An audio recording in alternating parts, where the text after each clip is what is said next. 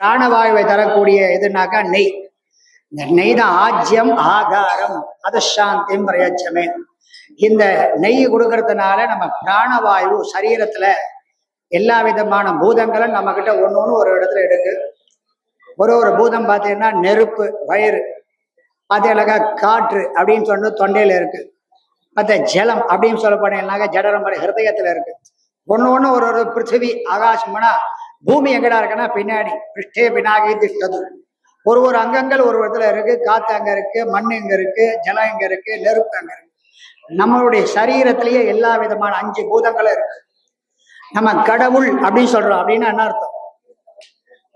கட உள் அப்படின்னா நீ கடந்து போ. எங்கடா இருக்கன்னா உள் அப்படின்னா உங்களுடைய ஹிருதயத்திலே சுவாமி இருக்காரு.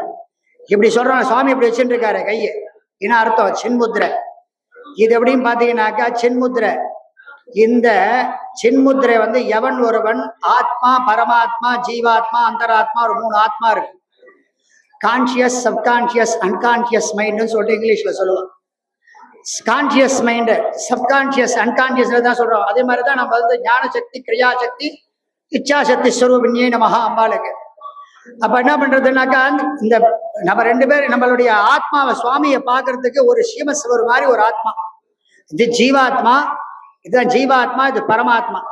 இது கட்டவர் தான் பரமாத்மா. இது நடுவுல ஒரு ஆத்மா இருக்கு. அது சுவாமியை பார்க்கவே கூடாது. அது பேர் தான் அந்தராத்மான்னு பேர். அந்தராத்மான்றது பேர் என்னது? Subconscious mind.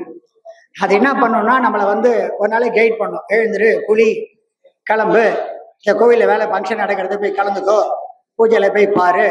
அதெல்லாம் மட்டும் சப்கான்சியஸ் மைண்ட். கான்சியஸ் மைண்டு நான் சொல்ற வேலையை செய்யும்.